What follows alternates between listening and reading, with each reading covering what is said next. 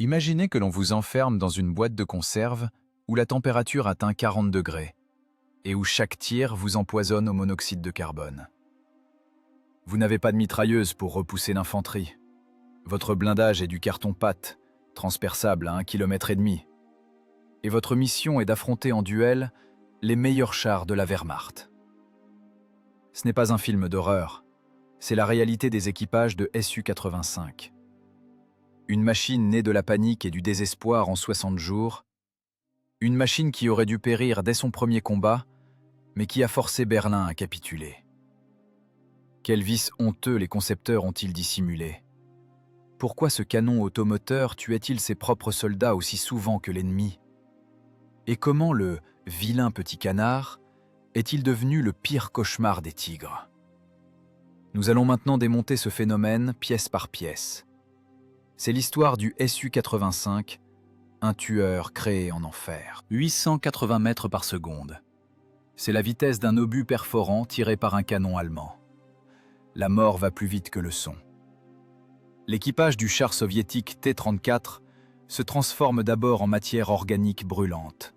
Et ce n'est qu'un instant plus tard que le fracas du tir atteint leurs oreilles mortes. Printemps 1943, front de l'Est.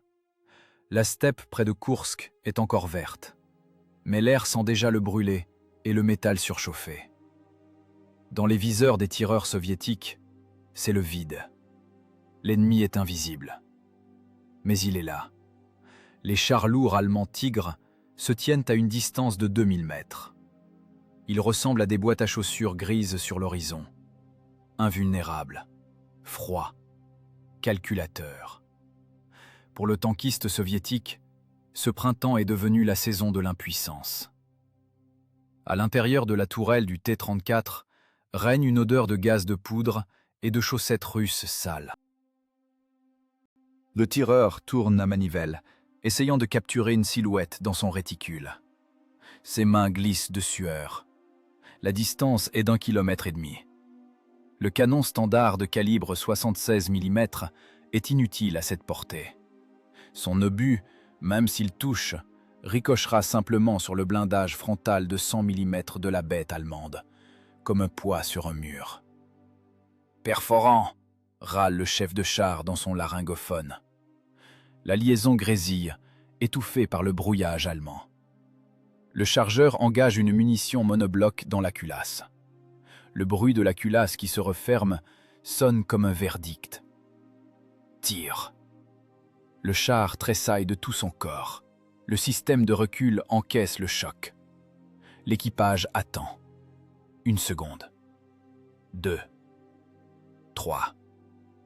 Au loin, sur le blindage du char allemand, une étincelle jaillit. Ricochet. L'obus est parti dans le ciel, ne laissant qu'une égratignure sur l'acier croupe. Les Allemands ne se pressent pas. Leurs tireurs travaillent comme au stand de tir. Ils disposent d'une excellente optique et de canons à long tube de calibre 88 mm. Ils n'ont pas besoin de s'approcher. Ils n'ont pas besoin de manœuvrer. Ils fusillent simplement les machines soviétiques depuis une distance de sécurité. Impact. La plaque frontale du T-34 éclate. L'obus du Tigre traverse le métal, pénètre dans le compartiment de combat et fait détonner les munitions. La tourelle, pesant plusieurs tonnes, est arrachée de son chemin de roulement et projetée à 10 mètres. Une colonne de feu s'élève plus haut que la lisière de la forêt. Personne n'a eu le temps de crier. Ce n'est pas un combat. C'est un massacre. La situation sur le front est catastrophique. L'armée soviétique perd l'initiative. La supériorité technique de la Wehrmacht devient totale. Les chars légers brûlent comme des allumettes. Les chars moyens ne peuvent percer le blindage des nouvelles machines allemandes. Les tentatives d'utiliser les canons d'assaut Su-122 échouent. Ils ont un calibre puissant de 122 mm, mais ce sont des obusiers. Leur vitesse initiale d'obus est faible. Pour toucher un char en mouvement, il faut tirer en cloche, en devinant la trajectoire. Dans un duel à tir direct, Le Su-122 est une cible, pas un chasseur. Il est trop lent et son obus vole trop longtemps. Le front exige une solution. Le front réclame un tueur de tigres. Et il le réclame pour hier. Moscou. Commissariat du peuple à l'industrie des chars. Une épaisse fumée de tabac flotte dans les bureaux. Sur les tables, les rapports de perte font blanchir les généraux. Les téléphones sonnent sans interruption, transmettant l'hystérie de la ligne de front. Nikolai Alexandrovitch Astrov, le concepteur, entre dans le bureau. Il n'a pas dormi depuis 2 jours.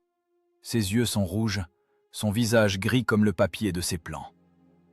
Il sait pourquoi on l'a convoqué. La conversation sera brève. Ici, on ne demande pas. Ici, on ordonne de survivre. Derrière la table est assis un représentant du comité d'État à la défense. Il n'élève pas la voix. Son calme est plus effrayant qu'un cri. Il pose une feuille de papier sur la table. Ce n'est pas un cahier des charges, c'est un ultimatum. Nos canons de 76 ne les percent pas de face, même à 500 mètres, prononce le fonctionnaire sèchement, regardant à travers Astrov. Les Allemands nous brûlent à 2 kilomètres. L'armée se vide de son sang. Il nous faut une machine capable de transpercer 100 mm de blindage à 1000 mètres. Astrov se tait. C'est un ingénieur. Il pense en termes de physique. Pour percer un tel blindage, il faut une balistique de DCA. Il faut une vitesse d'obus proche de 800 mètres par seconde. Il faut un canon long. Nous avons essayé de monter le calibre 85 sur le char, répond Astrov. Sa voix est enrouée. La tourelle du T-34 ne supportera pas un tel recul. Le chemin de roulement se disloquera au premier tir. La culasse du canon prendra toute la place. L'équipage n'aura nulle part où se tourner. Le fonctionnaire lève les yeux. Il n'y a aucune compassion dans son regard. Seulement la froide arithmétique de la guerre. Supprimez la tourelle, dit-il en détachant chaque mot. Soudez le canon directement dans la caisse. Faites une casemate.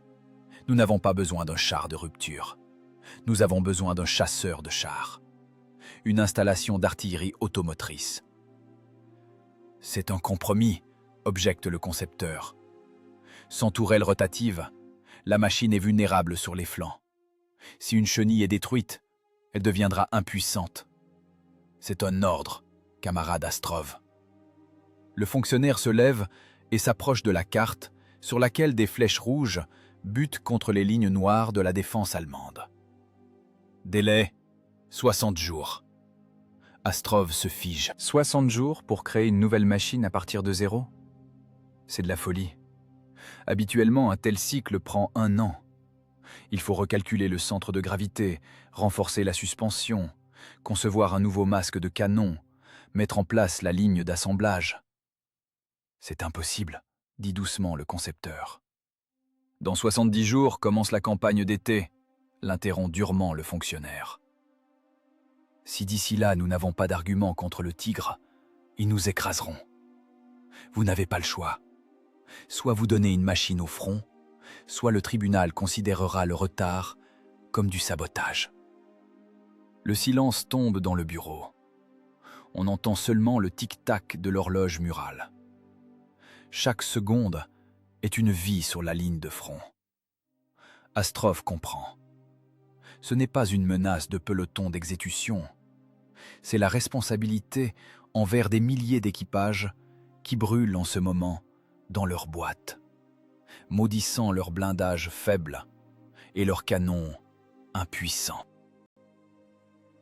60 jours, répète Astrov. Il n'est déjà plus là. Il est déjà à l'atelier, passant en revue mentalement les options d'agencement. Il fait demi-tour et sort. La porte se ferme avec un bruit lourd. La course a commencé. Ce n'est pas simplement un défi d'ingénierie, c'est un duel avec le temps. L'enjeu n'est pas des primes ou des médailles, mais l'existence même des troupes blindées. L'Union soviétique, saignée à blanc, rassemble ses dernières forces dans un point pour porter un coup de réponse. Mais pour frapper, il faut un point américain. Un lourd point américain, en acier de calibre 85 mm. Astrov marche dans le couloir du commissariat. Autour de lui, des gens courent avec des dossiers. Les téléscripteurs claquent. Mais il entend autre chose. Il entend le fracas des futurs marteaux et le crissement des outils sur le métal. Il doit accomplir un miracle. Croiser le châssis d'un char produit en masse avec un puissant canon anti-aérien, créant un hybride capable d'arrêter la ménagerie allemande. Dans la tête du concepteur naissent déjà les premières lignes du plan. La casemate doit être décalée vers l'avant. Les angles d'inclinaison du blindage doivent être rationnels pour augmenter les chances de ricochet. Le moteur, le diesel V2 fiable. Mais le plus important, c'est l'arme. Elle doit être longue comme une aiguille et mortelle comme du poison. Dehors il pleut. Une pluie froide de printemps lave la poussière des pavés de Moscou. Quelque part là-bas, à l'ouest, sous une pluie battante, les carcasses de T-34 finissent de se consumer. Des équipages qui ne rentreront pas chez eux. Astrov monte dans sa voiture de service. « À l'usine !» lance-t-il au chauffeur. « Fonce comme si le diable était à nos trousses. » La voiture démarre en trombe. Le moteur rugit. Devant, il y a des nuits blanches, les doigts en sang des dessinateurs, les scandales avec les sous-traitants et l'odeur de valériane dans le bureau d'études. Devant, c'est la naissance du tueur de bêtes. Il n'y a pas de temps pour l'hésitation. La distance de la mort se réduit. Et pour survivre, il faut apprendre à frapper le premier. Frapper le premier et tuer net. Nijni Tagil, Uralvagonzavod. Ici, la notion de nuit n'existe pas. La notion de matin non plus. Il n'y a qu'un bourdonnement infini qui fait vibrer le sol dans les bureaux des concepteurs, situés juste au-dessus des ateliers. Ce son est la respiration d'un organisme gigantesque travaillant à la limite des possibilités biologiques et mécaniques. Le fracas des marteaux pneumatiques, le hurlement des fraises, le sifflement des postes de soudure se fondent en un mur sonore compact. Le silence ici fait peur. Le silence signifie l'arrêt de la chaîne. L'arrêt de la chaîne signifie que sur le front, quelqu'un est resté sans couverture et est mort. Dans le bureau d'études dirigé par Nikolai Astrov, l'air est bleu de fumée de tabac. La ventilation ne suffit pas. Les gens fument cigarette sur cigarette pour ne pas s'endormir. Les yeux sont rouges de tension et d'encre de Chine. Sur les tables, des montagnes d'esquisses, du papier froissé et des tasses vides avec du thé fort séché au fond. Ici, on ne crée pas. Ici, on résout l'équation de la survie. La tâche fixée par Moscou, du point de vue technique, ressemble à une absurdité. Il faut prendre le châssis du char moyen T-34, conçu pour un canon de 76 mm, et y installer un lourd canon anti-aérien à long tube de calibre 85 mm. Ce n'est pas une modernisation, c'est une violence faite à la structure. C'est de la chirurgie sur du métal vivant, sans anesthésie. Astrov se penche sur le papier à dessin. À côté se tient l'ingénieur principal de l'armement. Il regarde le schéma de la culasse du canon. « Ça ne rentre pas, Nikolai Alexandrovitch », dit sourdement l'ingénieur en tapotant le plan avec son crayon. La culasse du 85 est énorme. Lors du recul, elle écrasera simplement l'équipage contre la paroi arrière et la casemate. Il n'y a pas de place. Il faut trouver de la place, tranche Astrov. Sa voix est sèche comme le crépitement d'une décharge électrique. On supprime la tourelle. On découpe la plaque de blindage supérieure. On installe une casemate fixe. On écarte les parois jusqu'au garde-boue. Cette décision est un compromis dicté par la physique. Une tourelle, avec un tel canon, pèserait trop lourd. Le chemin de roulement ne supporterait pas l'inertie de la rotation. Donc, le canon ne regardera que vers l'avant. L'angle de pointage horizontal n'est que de quelques degrés à gauche et à droite. Pour viser, le mécanicien conducteur devra faire pivoter tout le corps de la machine de 27 tonnes. Cela complique la tactique, mais simplifie la production. Et le temps coûte maintenant plus cher que l'acier. Le centre de gravité se déplace vers l'avant, poursuit l'ingénieur, esquissant rapidement les vecteurs de charge. Le canon est long, le levier est énorme. Les galets avant seront surchargés. La suspension s'affaissera après 100 km de marche. Les ressorts casseront. Nous renforcerons les nœuds de suspension avant. Astrov se frotte l'arête du nez. Nous augmenterons le diamètre du fil des ressorts. Nous reculerons la casemate un peu vers l'arrière, autant que la cloison moteur le permettra. C'est une lutte pour les millimètres. Chaque centimètre à l'intérieur du compartiment de combat, c'est soit la vie, soit la mort. Si l'on fait la casemate trop étroite, le chargeur ne pourra pas se retourner avec le lourd obus monobloc. La cadence de tir chutera et la machine périra. Si l'on fait la casemate trop spacieuse, le poids et la silhouette augmenteront. La machine deviendra une cible facile. Les ingénieurs travaillent debout. Les chaises gênent. Les nerfs sont tendus comme des câbles. Toute erreur de calcul maintenant, c'est une brèche dans le blindage dans 2 mois. Les crayons se cassent dans les doigts sous la pression. La mine s'effrite, laissant des traces noires sur le papier, semblables à des cicatrices. « Et pour la ventilation ?» demande quelqu'un du groupe d'agencement. « En tirant avec un tel calibre, il y aura 3 fois plus de gaz de poudre qu'avec le 76. L'équipage sera asphyxié après le 5e tir. »« On met 2 ventilateurs dans le toit de la casemate, » répond Astrov. « On ne peut pas en mettre plus. Qu'ils ouvrent les écoutilles si ça devient trop dur. » C'est la logique cruelle de la guerre. Le confort de l'équipage est secondaire. L'essentiel est la puissance de feu. La machine doit tirer et détruire la cible. Si les tankistes toussent et avalent leurs larmes à cause de la fumée âcre, c'est un prix acceptable. L'important, c'est qu'ils soient vivants. La conception se déroule parallèlement à la préparation de la production.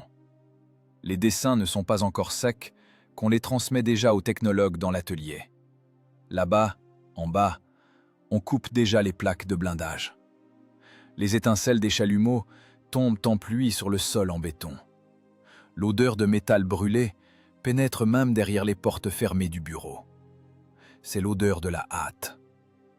Le canon anti-aérien 52K, qui devient le donateur pour la nouvelle arme, a été créé à l'origine pour tirer dans le ciel. Il est haut, encombrant. L'adapter pour un automoteur exigu est un exploit d'ingénierie. Le bureau d'études de Petrov, à Ekaterinbourg, refait fébrilement le berceau et les freins de recul.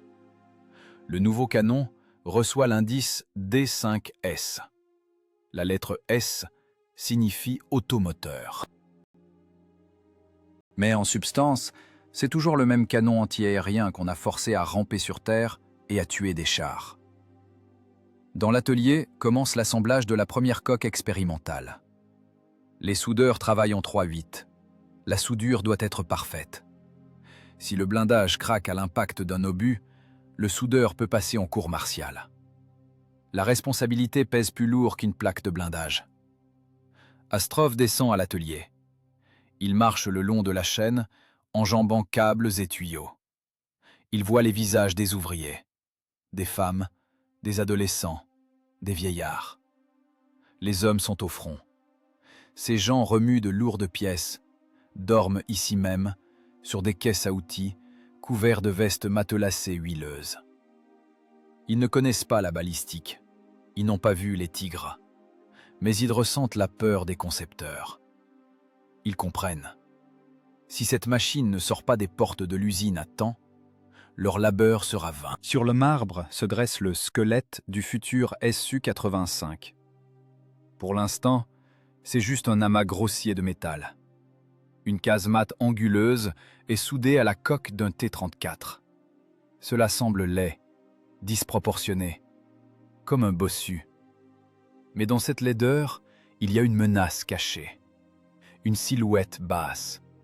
Des plaques de blindage inclinées d'une épaisseur de 45 mm. Oui, ce n'est pas énorme. Mais l'inclinaison augmente l'épaisseur effective, donnant une chance de ricochet. Le problème principal est le masque du canon. L'endroit où le tube sort du blindage. C'est le point le plus vulnérable. Il faut assurer la mobilité du canon tout en ne laissant pas de fente pour les éclats. Les concepteurs inventent une pièce moulée complexe, une protection sphérique qui tournera avec le canon. « Essayez le canon !» commande le chef d'atelier. La grue soulève en grinçant le lourd tube avec sa culasse. La pièce de plusieurs tonnes est suspendue au-dessus de la coque. Les ouvriers la guident à la main dans d'épaisses moufles en toile. « Hissez doucement ! Encore ! Stop ! Descendez !» Le métal entre dans le métal avec un claquement. Le tube transperce la plaque frontale de la casemate. La machine trouve son dard. Maintenant, ce n'est plus simplement un tracteur blindé, c'est un prédateur. Astrov regarde l'hybride résultant. Le long canon fait piquer du nez la machine, comme prévu. La suspension s'est affaissée, consommant presque toute la course de compression. Il faudra renforcer les ressorts tout de suite, à la volée. C'est un risque, mais il n'y a pas d'autre issue. Les ingénieurs à côté d'Astrov se taisent. Ils voient la même chose que lui. L'exiguïté du compartiment de combat. Le chef de char sera assis à droite du canon. Le tireur à gauche, derrière le chargeur. Ils devront travailler épaule contre épaule, au sens littéral. Le chargeur, pour engager un obus long de presque 1 mètre, devra exécuter des acrobaties, en esquivant le recul de la culasse. Un faux mouvement lors du tir, et la culasse brisera des côtes ou broiera un bras. C'est étroit, constate Astrov, comme dans une boîte de conserve. Mais quel calibre ? Répond l'ingénieur. Cet obus traversera un tigre de part en part. S'ils ont le temps de tirer les premiers, ajoute le concepteur, le délai expire. Les 60 jours fondent comme neige au printemps. Le premier prototype est presque prêt. Il n'est pas encore peint, le métal brille de ses coupes fraîches et de la calamine de soudure. Sur le blindage, des chiffres de mesure sont écrits à la craie. Cette machine n'est pas née dans l'amour, mais dans les tourments de l'enfer industriel. Elle est grossière, mal dégrossie, avec une mauvaise visibilité et un pilotage lourd. Mais elle est vivante. Le moteur V234, un diesel 12 cylindres d'une puissance de 500 chevaux, est déjà installé à l'arrière. Les mécaniciens vérifient le système de carburant. L'odeur du gazole couvre l'odeur de la soudure. Astrov passe la main sur le blindage froid de la casemate. Ils sont la vibration du sol qui se transmettent à la machine. Elle tremble déjà, prête à bondir. Le concepteur le sait. Il n'a pas créé l'arme idéale. Il a créé un outil. Une barre de fer contre une barre de fer. Maintenant, la parole est au terrain d'essai. Là-bas, sur le terrain, la théorie prendra fin. Là-bas, entreront en vigueur les lois de l'énergie cinétique brute. Là-bas, il deviendra clair si les nuits blanches et les crayons cassés valaient la peine que cette machine existe. Ou si c'est juste une tombe en acier de plus pour 4 personnes. Démarrez, dit doucement Astrov. Le démarreur gémit. Un nuage de fumée noire s'échappe des pots d'échappement. Le diesel tousse, puis attrape le rythme et commence à ronronner régulièrement et puissamment. La coque de la machine vibre.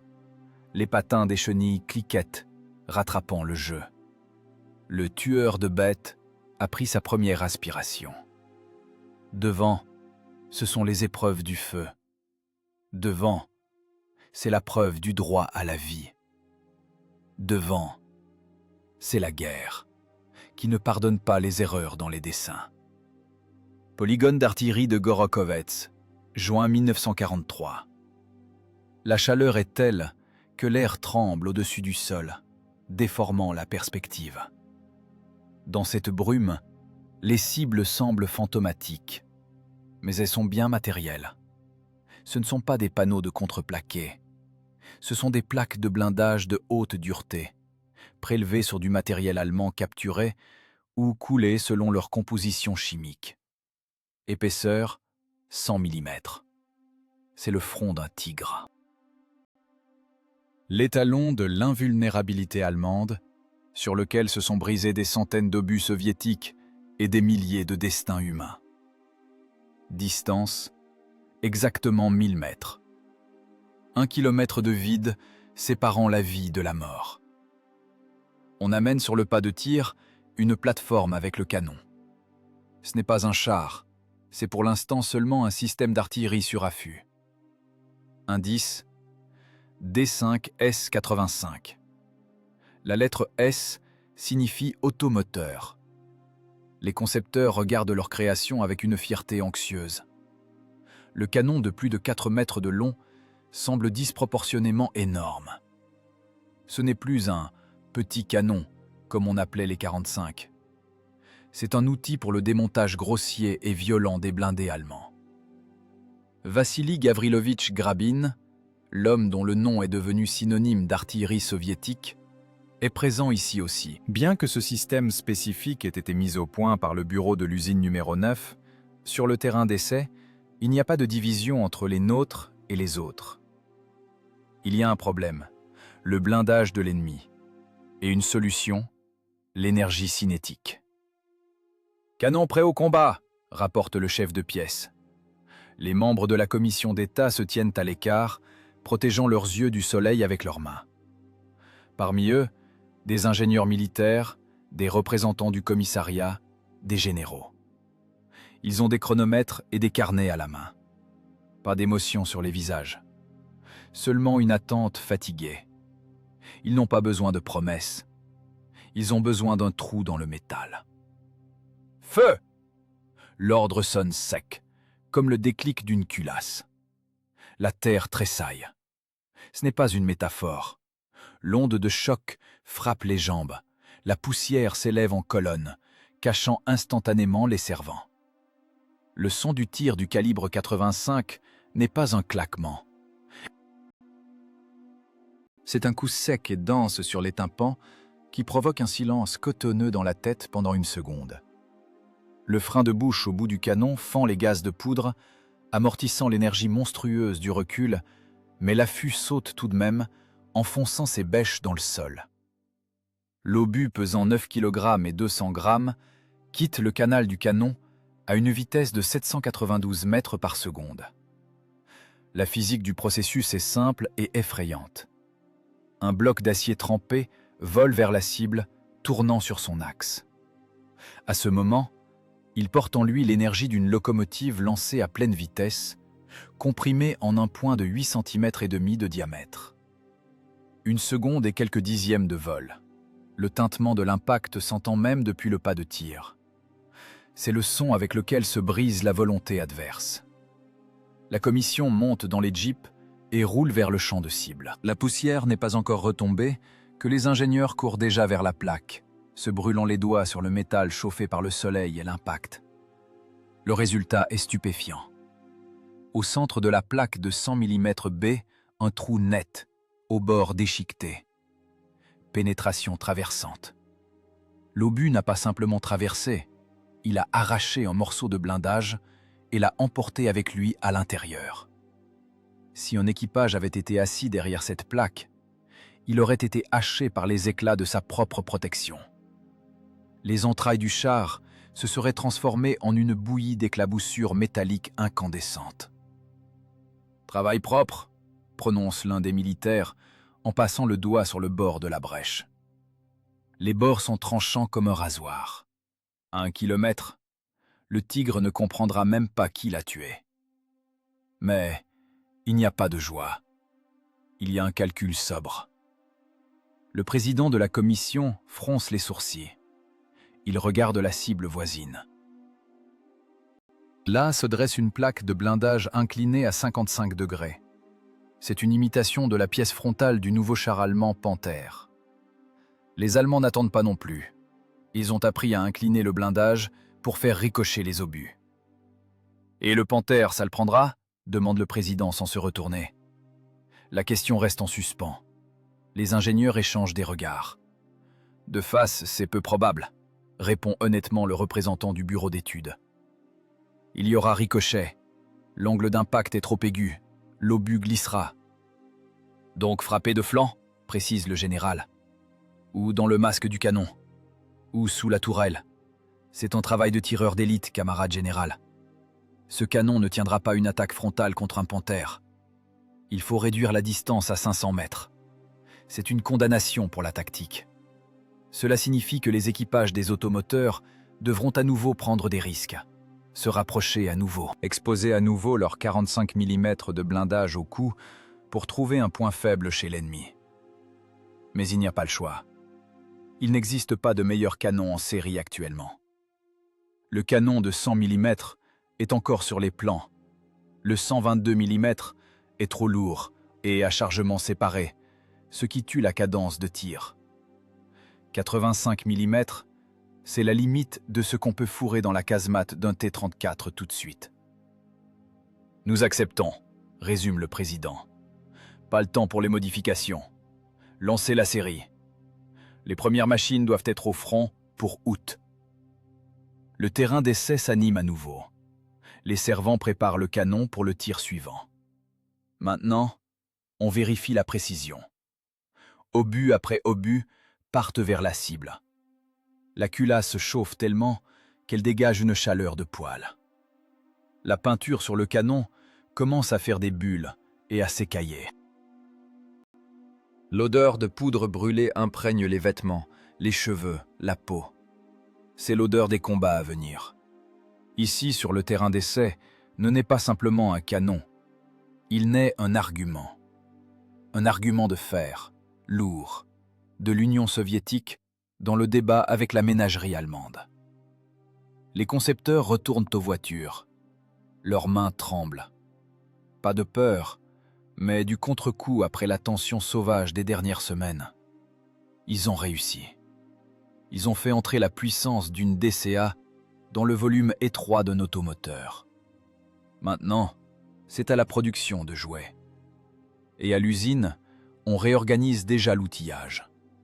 Les fraiseurs tournent les chemins de roulement. Les fondeurs coulent les masques de canon. Le canon D5S devient le cœur de la nouvelle machine. Un cœur qui bat au rythme des tirs. Cependant, le terrain d'essai, ce sont des conditions stériles. Ici, il n'y a pas de boue, pas de panique, pas de tir de riposte. La cible ne tire pas en retour. La cible ne manœuvre pas. La cible n'appelle pas l'aviation. La véritable vérification commencera quand ce canon se retrouvera entre les mains d'écoliers d'hier et de conducteurs de tracteurs. Quand le tireur regardera dans le viseur, non pas une plaque d'acier, mais une machine vivante, rugissante, avec une croix gammée sur le flanc. Quand les mains trembleront non pas de la vibration du diesel, mais d'une terreur animale. L'obus perce le blindage, c'est un fait. Mais l'équipage est-il prêt à concrétiser ce fait au combat? La machine est-elle prête à supporter le recul d'une centaine de tirs? L'optique est-elle prête à ne pas se dérégler après une marche hors route? Il n'y a pas encore de réponse. Il y a seulement une douille fumante qui teinte en tombant sur le béton et un trou noir dans la cible à l'horizon. « Suivant !» commande l'officier du terrain. Les essais continuent. La guerre n'attend pas. La guerre dévore le temps et le fer avec le même appétit. Et pour la rassasier, il faut des milliers de ces canons, des milliers d'obus et des milliers d'hommes prêts à se tenir derrière la culasse et à appuyer sur la détente. Le fracas des tirs sur le terrain d'essai sonne comme un salut funèbre à l'hégémonie blindée allemande. L'époque des tigres impunis se termine. L'époque de la chasse commence. Mai 1943.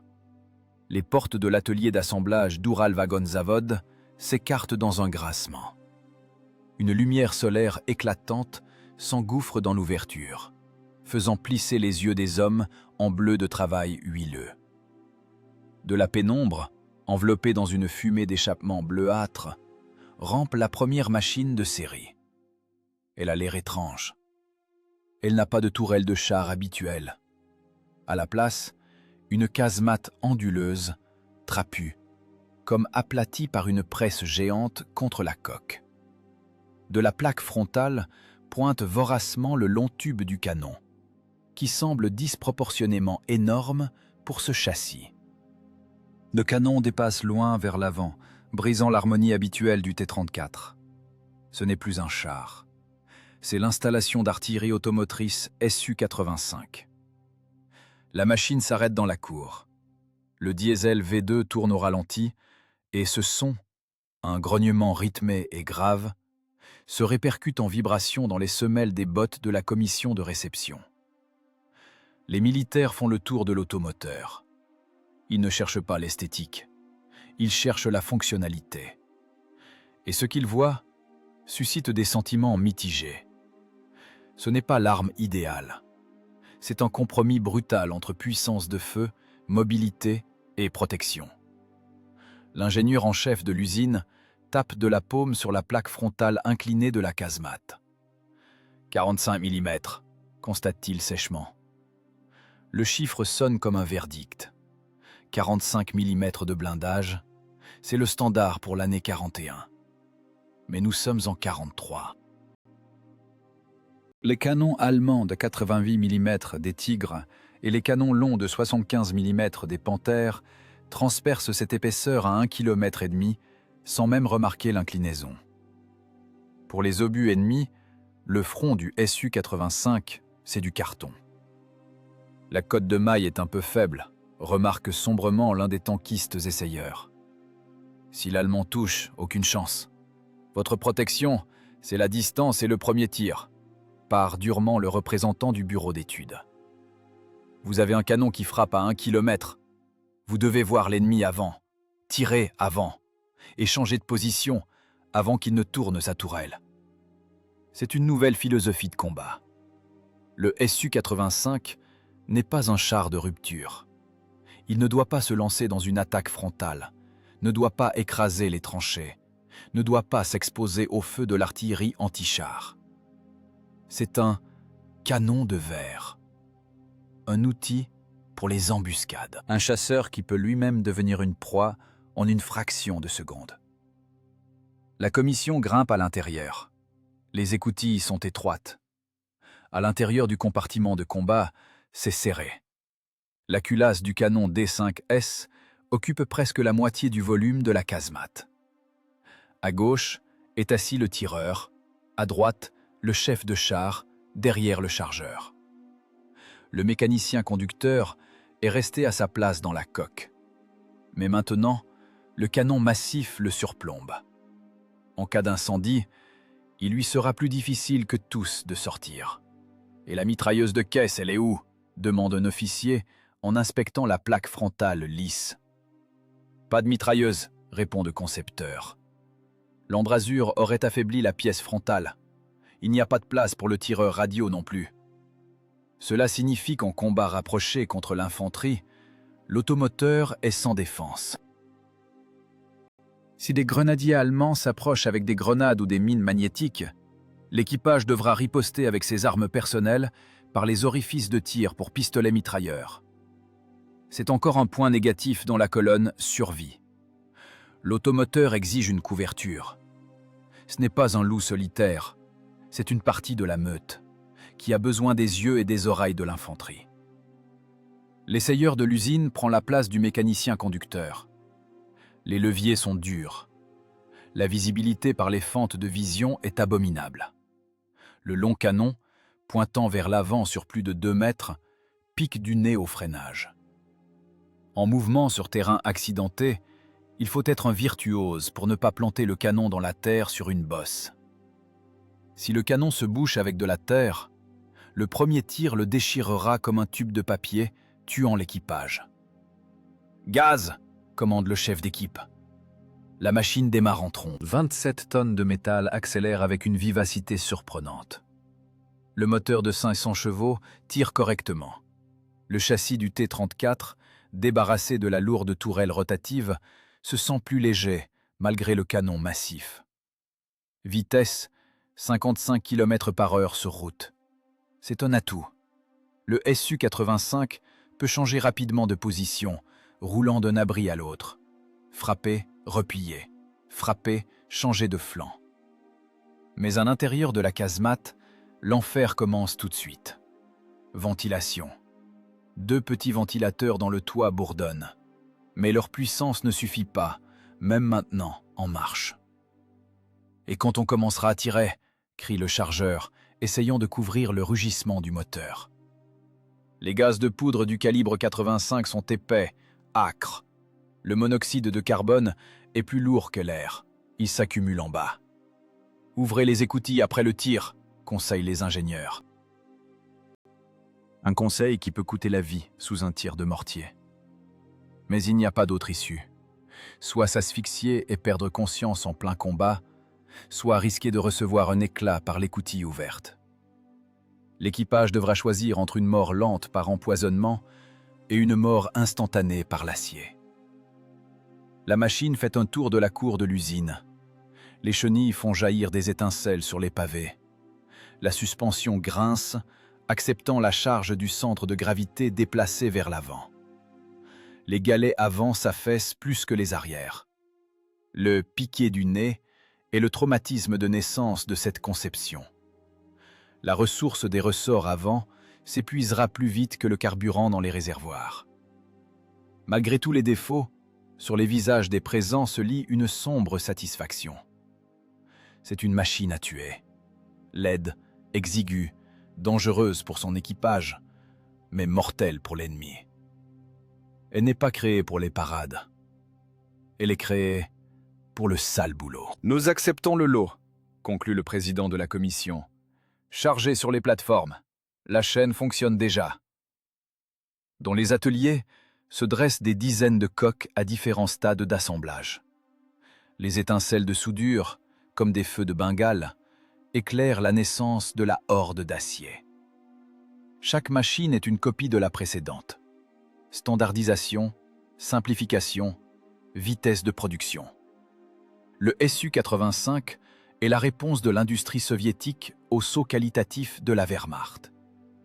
Les Allemands misent sur des machines complexes, lourdes, de haute technologie. L'Union soviétique répond par la masse et le calibre maximal à la limite du châssis. Tandis que l'automoteur refroidit après la course, le métal craque doucement. Ce son ressemble à un chuchotement. La machine attend ses maîtres.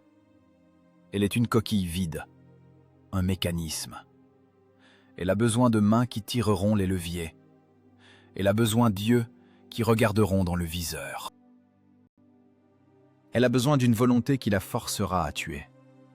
Mais les tankistes qui s'assiéront dans ces casemates ne savent pas encore ce qu'ils vont affronter. Ils sont habitués aux tourelles. Ils sont habitués à tourner la tête à 360 degrés. Ici, ils devront réapprendre. Le monde entier se rétrécira à un étroit secteur de tir dans l'hémisphère avant. Les flancs et l'arrière sont des angles morts. Si l'ennemi arrive par le flanc, le Su-85 est mort. Il n'aura pas le temps de pivoter. Cela exige une psychologie totalement différente. Une psychologie de tireur d'élite, pas de cavalier. Un sang-froid frisant l'indifférence à son propre sort. Les premiers convois, avec les nouveaux automoteurs, partent vers l'ouest. Sur les plateformes sous les bâches, on devine des silhouettes prédatrices. Les roues des wagons claquent sur les joints. Le front attend! Le front attend! Là-bas, dans les centres d'entraînement, les équipages les attendent déjà. Des hommes qui vont devoir fusionner avec ce fer. Des hommes dont la vie dépendra désormais de millimètres de blindage et de secondes de rechargement. La machine est née. Maintenant, elle va devoir apprendre à faire la guerre. Et aux hommes, à apprendre à survivre à l'intérieur d'elle. Au centre d'entraînement près de Moscou, août 43 s'avère brûlant. La poussière forme un mur. Le premier lieutenant Ilyin regarde les plateformes qui arrivent. Il voit ces machines pour la première fois. Et son regard professionnel note immédiatement à la fois le canon puissant et la casemate vulnérable. « Bienvenue dans le cercueil, les gars », chuchote doucement quelqu'un parmi les mécaniciens derrière son dos. « Cessez les bavardages », se retourne brusquement Ilyin. « Ce n'est pas un cercueil, c'est un outil. Et nous apprendrons à l'utiliser de telle sorte que ce sont les Allemands qui iront dans les cercueils. » Commence l'étape de la fusion de la chair et de l'acier. L'étape la plus difficile avant le premier combat. Août 1943.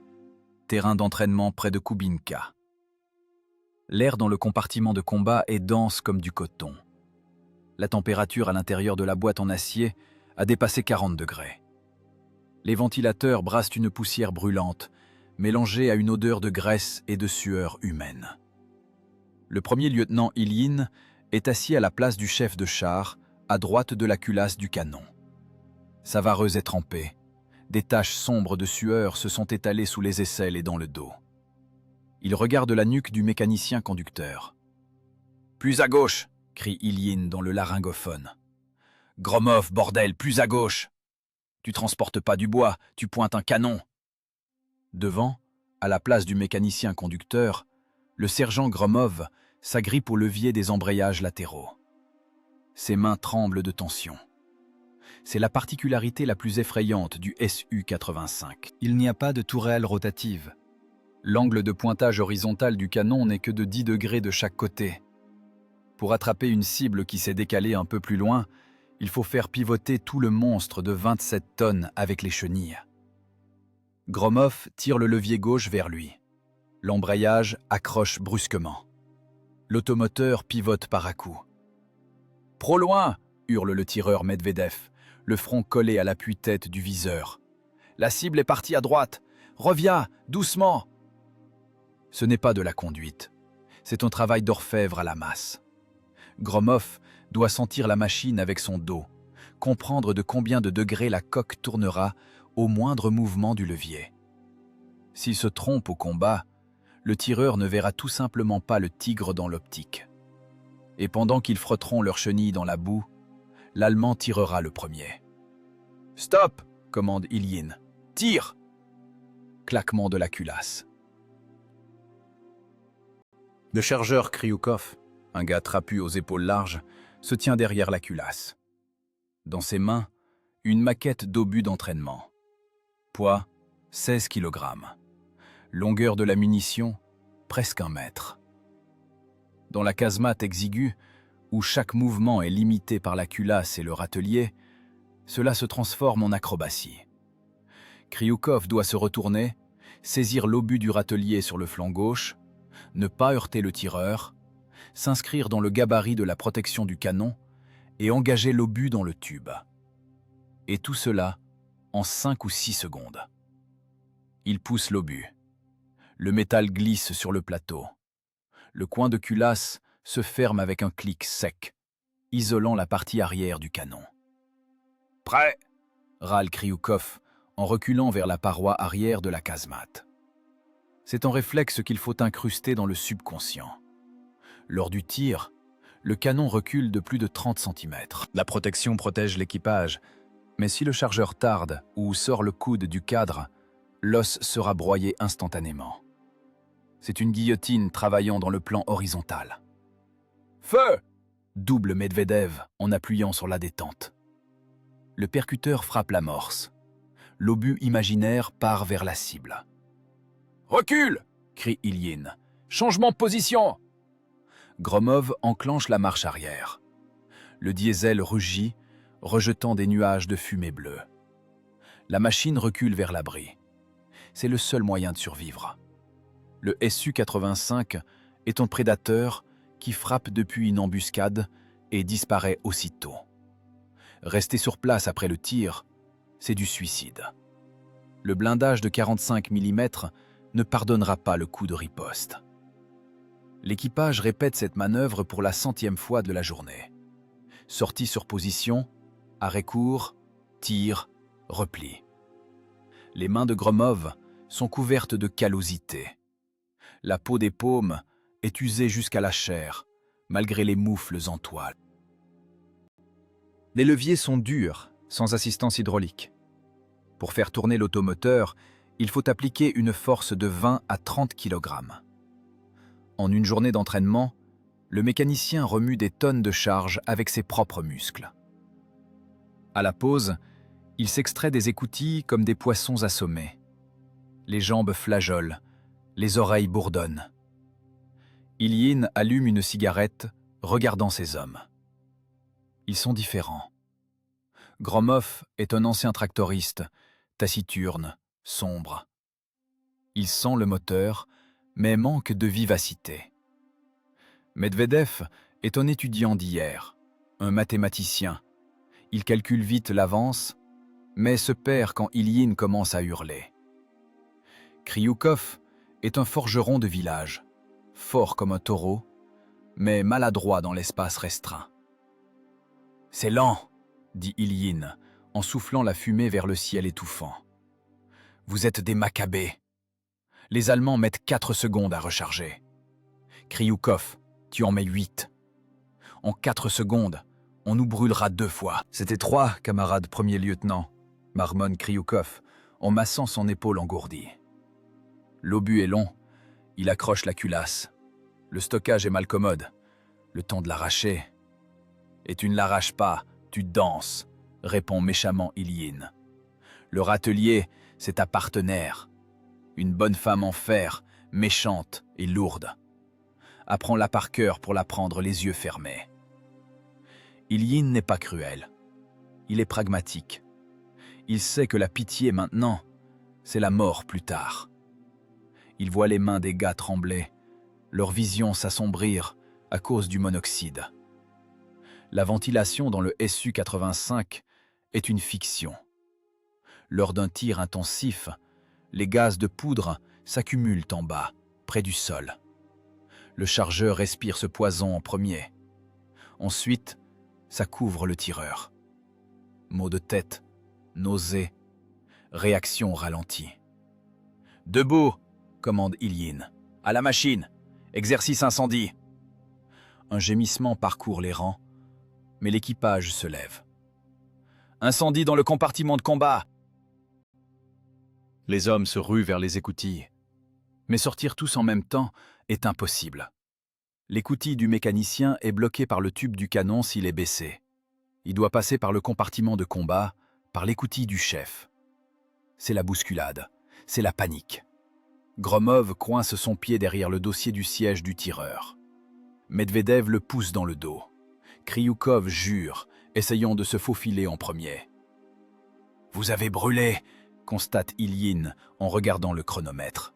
« Tous les 4, transformés en cretons, encore une fois !» Il retourne dedans. Dans le ventre brûlant, sentant l'huile. Les bleus sur les coudes et les genoux ne font plus mal. Ils font partie de l'anatomie. Le corps s'adapte au fer. La peau s'épaissit. Les muscles se gorgent d'une lourdeur de plomb. Le soir, quand le soleil se couche derrière la forêt, colorant le polygone de teintes sanglantes, Ilyin est assis sur le blindage. À côté, le métal refroidit. Il entend l'acier claquer en se contractant après la fournaise du jour. Gromov s'approche de lui. « Camarade commandant, » dit-il doucement. « C'est vrai que le tigre a un viseur Zeiss, qu'il touche un écureuil dans l'œil. » Ilyin regarde le mécanicien. Dans les yeux du gars, pas de peur, seulement un intérêt inquiet du professionnel. « C'est vrai, » répond Ilyin. « Leur optique est meilleure, et leur blindage plus épais, et leur canon terrible. » Et comment on va les avoir alors? Gromov passe la main sur le canon de son 85. On les aura à la rage, Sergueï. Et à la vitesse. Tu dois faire tourner ce machin plus vite que l'Allemand sa tourelle.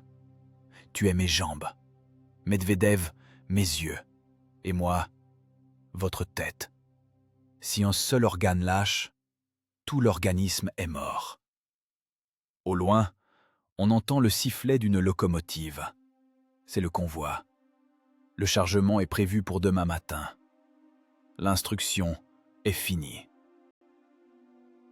Ils ne sont pas encore devenus un tout unique, mais ils ont déjà cessé d'être simplement des hommes. Ils sont devenus des appendices fonctionnels du canon D5S. Devant, c'était le front, le Dniepr, l'Ukraine. Des lieux où l'on n'aura pas le temps de corriger les erreurs du terrain d'entraînement. Là-bas, les mauvaises notes ne vont pas dans le journal de classe. Là-bas, une mauvaise note, c'est un avis de décès. La nuit, l'équipage dort juste sous l'automoteur, sur une bâche étalée. La terre est chaude. Ilyine écoute la respiration de ses hommes. Krioukov sanglote dans son sommeil. A un soubresaut de la main. Apparemment, il charge encore. Medvedev dort calmement, roulé en boule. Gromov ronfle, les bras écartés. Demain, ses mains saisiront à nouveau le métal froid. Demain commencera le vrai travail. Un travail lourd, sale, masculin, d'anéantissement du fascisme. Pas pour une idée, pas pour Staline, mais pour que cet équipage précis vive jusqu'au soir. Ilyine ferme les yeux. Devant son regard mental se tient la grille du viseur, et dans le réticule, une silhouette noire et floue avec une croix sur le flanc. Distance, 1000 mètres, vent latéral, avance d'une demi-silhouette. Feu. Septembre 1943, Ukraine, rive gauche. Une bande forestière le long d'une route détrempée par les premières pluies d'automne. Ici, ça sent les feuilles pourries et le tchernosium mouillé. Mais l'équipage de l'automoteur Su-85 ne sent que l'odeur du gazole et du fer froid. La machine est dans un abri, camouflé par des branches et un filet. Moteur coupé. Le silence est tel qu'on entend le collecteur refroidir. C'est une embuscade. Tactique classique pour une machine sans tourelle. Le Su-85 a un blindage faible, mais un bras long. La mission, frapper le premier et rester invisible. Ils arrivent. La voix du premier lieutenant Ilyine dans les casques sonne plate, sans émotion. La terre commence à trembler. D'abord une vibration à peine perceptible, transmise par les chenilles à la coque, puis un grondement croissant. Sur la route apparaît une colonne. En tête avancent 3 tigres. Les chars lourds allemands T6 se déplacent avec assurance. Écoutilles ouvertes, les chefs dépassent des tourelles, inspectant les environs aux jumelles. Ils n'ont pas peur. Ils sont habitués à ce que les chars russes ne soient dangereux qu'à distance de tir de pistolet. Jusqu'à la lisière la plus proche, 1200 mètres. Pour un T-34, c'est une distance hors de portée. Les Allemands se croient en sécurité. C'est leur erreur. Une erreur mortelle. Ilyine s'est collé au panorama de commandement. Dans les oculaires et l'optique, les boîtes grises des chars allemands grandissent, occupant tout le champ de vision. « Repère 2, route », commande Ilyine. « Distance, 1000. Celui de tête, perforant. » À l'intérieur de la casemate, l'atmosphère change instantanément. La moiteur somnolente de la tente cède la place à une tension électrique. Le tireur Medvedev s'est cramponné au volant de pointage. Son monde s'est rétréci à l'échelle de visée. Le triangle de la marque centrale rampe sur le blindage du tigre de tête. « Cible acquise », rapporte Medvedev. Avance d'une demi-silhouette, sous la tourelle. « Feu !» Le tireur appuie sur la pédale de déclenchement. Impact. 27 tonnes d'acier sautent sur place. Le recul du calibre 85 est monstrueux. La culasse recule avec fracas, manquant de peu de heurter la protection. La casemate s'emplit d'une fumée bleue. Dans les oreilles, un tintement couvre même le rugissement du moteur lancé avant le combat. L'obus de 9 kg file au-dessus du champ. 1 seconde et 2 dixièmes, temps de vol. Dans le viseur, on voit l'obus percuter la jonction de la coque et de la tourelle du tigre de tête. Éclair. L'inertie du lourd obus et l'énergie de l'explosion font ce qui semblait impossible. La tourelle du char lourd allemand, pesant 11 tonnes, est projetée en l'air. Elle s'arrache du chemin de roulement, se retourne et tombe avec fracas sur le bas-côté. De l'écoutille ouverte jaillit une colonne de flammes haute comme un immeuble de 3 étages. C'est la détonation des munitions. « Touché !» crie Medvedev. Sa voix part dans les aigus. Sur la fréquence de la colonne allemande, c'est la panique. Ils ne comprennent pas ce qui s'est passé. D'où est venue la mort? Distance 1 kilomètre. Les Russes ne tirent pas avec une telle précision. Ce doit être un canon anti-char ou des mines.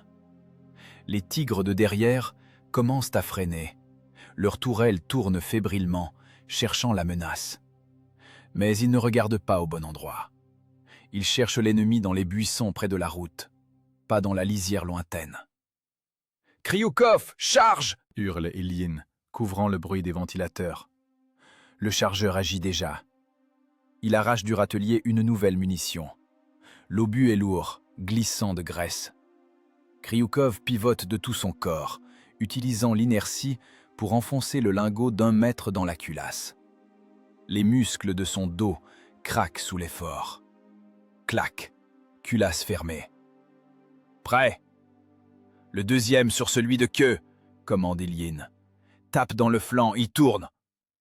Le char allemand tente de sortir de la zone de tir, exposant son flanc. C'est fatal. 85 mm transperce les 80 mm de blindage latéral du Tigre comme du beurre. Tire. À nouveau, la machine tangue comme une barque dans la tempête. La poussière du sol s'élève en colonne, bouchant le nez et les yeux. L'obus touche le compartiment moteur du deuxième char. Une fumée noire et grasse enveloppe instantanément l'arrière. Le carburant diesel s'enflamme. L'équipage commence à sauter des écoutilles, tombant sous le feu des mitrailleuses de l'infanterie de couverture. 3 obus, 2 cadavres, note Ilyine. Ce n'est pas de la joie, c'est la comptabilité de la guerre. Ce n'était pas un combat, c'était une exécution. Le Su-85 a fait ce pourquoi il a été créé. Il a concrétisé son avantage en calibre et en furtivité. L'arrogance allemande, bâtie sur l'épaisseur du blindage, s'est transformée en ferraille brûlante en 40 secondes. Mais pas d'euphorie. Il y a la compréhension de la physique du processus. Les Allemands ont repéré les éclairs des tirs. Le 3e Tigre tourne déjà son canon de 88 mm vers la lisière. Son optique permet de trouver la cible même dans la fumée. « Mécanicien, marche arrière !» commande Ilyine. « On dégage, vite !» Gromov arrache les leviers. L'automoteur, rugissant de son diesel, recule au fond de la forêt. 1 seconde plus tard, à l'endroit où il se trouvait, tombe un obus explosif allemand. La terre jaillit en fontaine. Les éclats frappent le blindage comme de la grêle. S'ils avaient tardé ne serait-ce que 5 secondes, ce sont les Allemands qui auraient fêté ça. À l'intérieur de la casemate, c'est l'enfer. La chaleur de la culasse, l'odeur de poudre brûlée qui gratte la gorge et fait pleurer les yeux. Les visages des tankistes sont noirs de suie. On ne voit que le blanc des yeux et les dents. Les mains tremblent. Pas de peur, de la vibration et de la retombée d'adrénaline. Krioukov est assis au fond du compartiment de combat, le dos appuyé contre le râtelier. Il respire lourdement, happant l'air empoisonné par l'oxyde de carbone. Ses mains sont écorchées, mais il sourit. « Percés, chuchote-t-il. On les a percés, les salauds. » Ilyin regarde ses gars. Ils viennent de passer l'initiation. Ils ont compris l'essentiel. Leur machine n'est pas un bouclier. Leur machine est une épée. Tant qu'ils attaquent, tant qu'ils sont plus rapides, ils sont vivants. Dès qu'ils s'arrêteront et tenteront de jouer à encaisser avec le blindage, ils périront. Le premier combat a montré la justesse des calculs du concepteur Astrov. Le long canon D5S est un argument que les Allemands ne peuvent contrer. Mais cet argument ne fonctionne qu'entre les mains de professionnels. « Changement de position !» commande Ilyin, en essuyant la sueur de son front avec une manche sale. 300 mètres à droite. Ils vont appeler l'artillerie. L'automoteur brise les broussailles, rampant vers un nouvel endroit. La chasse continue. Maintenant, ils connaissent le goût du sang de la bête. Maintenant, ils savent qu'elle est mortelle. Et ce savoir est plus important que n'importe quel blindage. Mais devant, il y a encore des milliers de kilomètres de guerre. Et chaque combat suivant sera plus difficile. Les Allemands apprennent vite. Ils n'avanceront plus en colonne comme à la parade. Le vrai duel commence. Un duel de ruse, de sang-froid et de millimètres. Ilyin regarde la culasse du canon. La peinture dessus a noirci sous la chaleur. « Merci, ma belle », chuchote-t-il du bout des lèvres. À cet instant, la machine a cessé d'être un simple ensemble de mécanismes. Elle est devenue le 5e membre de l'équipage. Sévère, capricieuse, mais fidèle. « Medvedev, ouvre l'œil !» La voix d'Ilyin redevient dure et sèche. Le combat n'est pas fini. Le tintement des douilles sous les pieds rappelle le prix de chaque tir manqué. Ici, on n'a pas le droit de manquer. Le Su-85 est l'arme d'une seule chance. Et aujourd'hui, ils ont utilisé cette chance à 100%. L'euphorie de la première victoire s'évapore instantanément, comme l'odeur de poudre au vent. À la guerre, il n'y a pas de place pour la fierté. Il n'y a que la statistique de survie, et elle est implacable.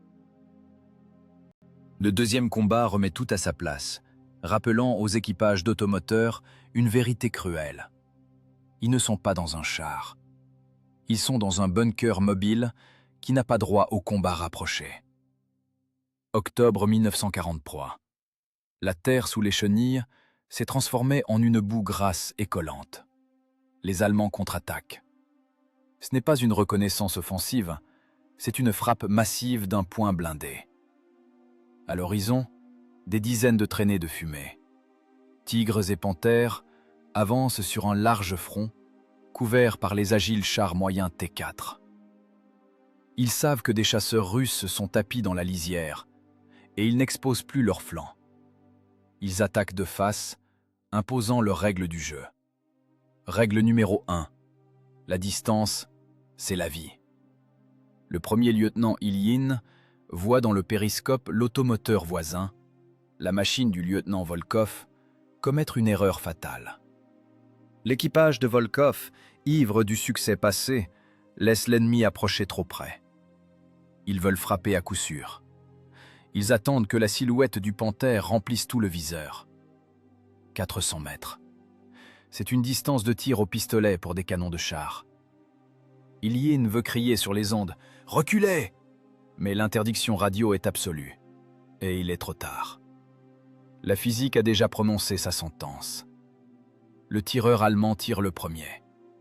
L'obus de calibre 75 mm, accéléré par le long tube du panthère à 1000 mètres par seconde, ne remarque même pas l'inclinaison du blindage frontal de l'automoteur soviétique. 45 mm d'acier, pour une telle énergie cinétique, ce n'est pas un obstacle. C'est du papier. Ilyin voit la plaque frontale de la machine de Volkov s'enfoncer vers l'intérieur. gerbes d'étincelles, fumée noire par les écoutilles.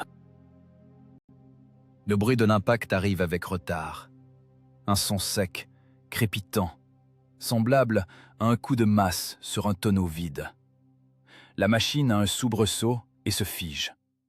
Elle ne brûle pas d'une flamme vive, elle est juste morte. À l'intérieur, dans la casemate exiguë, la pression de l'onde de choc a transformé les entrailles de l'équipage en gelée. Les éclats de leur propre blindage ont agi comme des shrapnels. « Mécanicien, tout en arrière !» La voix d'Ilyin est glaciale. Il n'y a pas de pitié pour les camarades morts, seulement un calcul froid.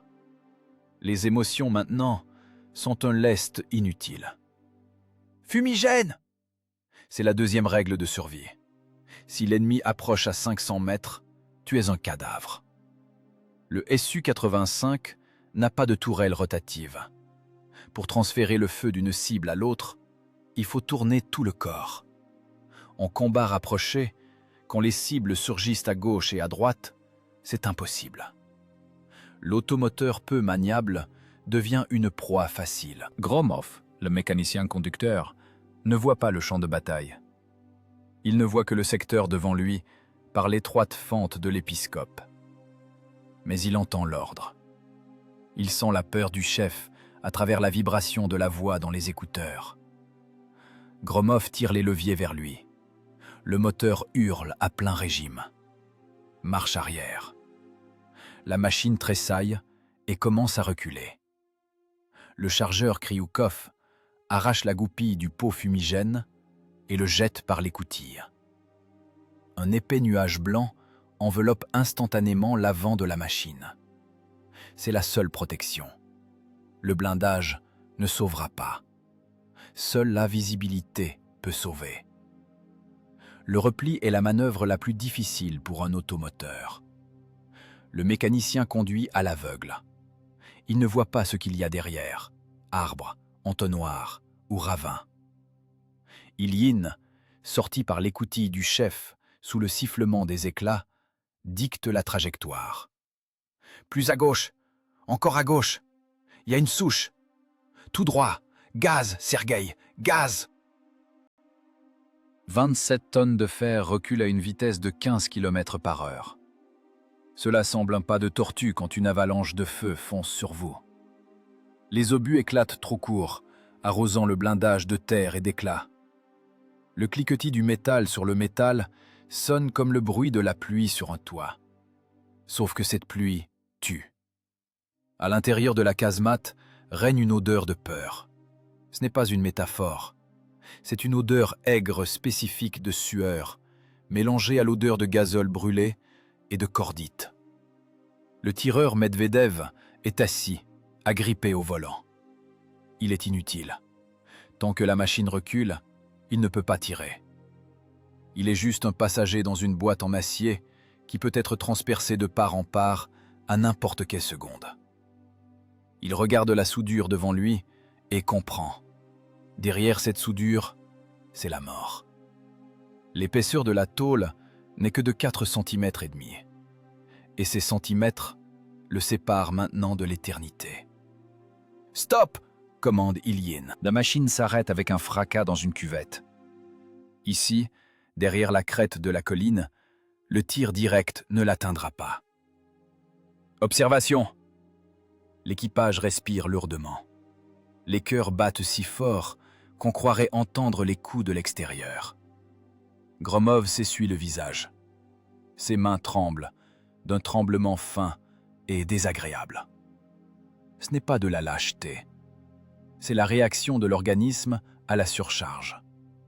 Il vient de les sortir de l'enfer, en s'orientant uniquement à la voix dans ses oreilles.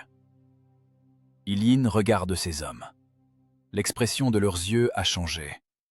La bravade de l'entraînement a disparu. La foi en l'invulnérabilité a disparu. Maintenant, la compréhension de la fragilité s'y est installée. Ils ont réalisé, le Su-85 est un scalpel, pas un marteau. On ne peut pas couper du bois avec. On peut seulement porter des coups précis et mortels et disparaître immédiatement. Celui qui reste sur place meurt. Celui qui laisse l'ennemi approcher meurt. Celui qui compte sur le blindage meurt. Volkov a brûlé, prononce doucement Kryukov. Il connaissait le chargeur de cet équipage. Ils fumaient ensemble avant le combat. Il n'a pas respecté la distance, tranche durement Ilyin. Il a décidé de jouer au héros. L'attaque de chars, c'est des mathématiques. Ils ont plus de canons. Ils ont une cadence de tir plus élevée. Nous n'avons l'avantage qu'au premier tir. Volkov a raté son tir et est resté pour attendre le second. C'est une erreur. Ilyin est délibérément cruel. Il doit brûler la pitié dans leur cerveau et la remplacer par des algorithmes. S'ils se plaignent ou plaignent les autres, ils commettront une erreur. Et une erreur dans un Su-85, c'est une fausse commune pour 4. Dehors, le combat tonne. Là-bas, les chars de ligne T-34 sont partis en contre-attaque, se rapprochant des Allemands à distance de poignard. Là-bas, brûle le métal et la chair. Mais les soldats des canons automoteurs n'ont rien à faire là-bas. Leur travail est le soutien. Leur travail est d'abattre les tigres depuis la profondeur, couvrant les arrières de leurs chars. « Charge !» commande Ilyin. On rampe sur la crête, sortir juste la casemate. Un tir et tout de suite en l'arrière. La machine s'anime à nouveau. Gromov passe la vitesse. Maintenant, les mouvements sont fluides, prudents. L'automoteur rampe lentement vers le haut de la pente. Le tube du canon apparaît au-dessus du bord du ravin. Medvedev se colle au viseur. La fumée de la machine de Volkov qui brûle voile une partie de la vue. Mais à travers les déchirures, on voit les boîtes allemandes. Elles avancent en rang serré. Cible, le 4 sur le flanc, distance 800. C'est une distance de sécurité. À cette portée, le blindage frontal du Su-85 peut encore arrêter un obus perdu, tandis que son canon perce le T4 de part en part. Tire. La douille teinte en tombant sur le sol. La machine redescend aussitôt en arrière, à l'abri. L'obus tiré en réponse fait exploser la terre là où, une seconde plus tôt, se trouvait la casemate. « On vit », expire Ilyin. C'est ça leur guerre. Une balançoire. En haut, tir, en bas. En haut, tir, en bas. Un travail monotone, lourd, usant la transmission et les nerfs. Le soir, quand le combat s'apaise, ils inspectent la machine. Sur le blindage, des marques fraîches d'éclat. La peinture est arrachée jusqu'au métal. Sur le flanc droit, un sillon profond dû à un ricochet. Si l'obus était passé 5 cm plus à gauche, il aurait percé le flanc et touché le râtelier de munitions. Et donc, eux tous. Ilyin passe le doigt sur les raflures. Le métal est rugueux, tranchant. « Soudez ça », lance-t-il à Gromov.